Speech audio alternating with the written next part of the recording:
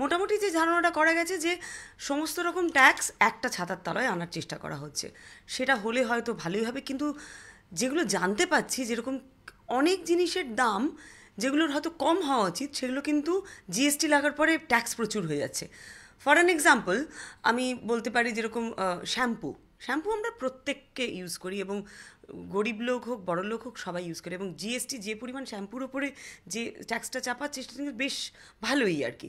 আর মজার ব্যাপার হচ্ছে যে আবার দেখলাম যে খাবার বিস্কুটে জিএসটি ট্যাক্স বেশি লাগিয়ে দিয়েছে, অর্থাৎ সোনার বিস্কুটে ট্যাক্সটা কম লাগিয়ে দিয়েছে। তা মানুষ কি সোনার বিস্কুট খাবে তাহলে? মানে এটা এরম অদ্ভুত অদ্ভুত সব জোক সোশ্যাল মিডিয়াতে ঘুরছে।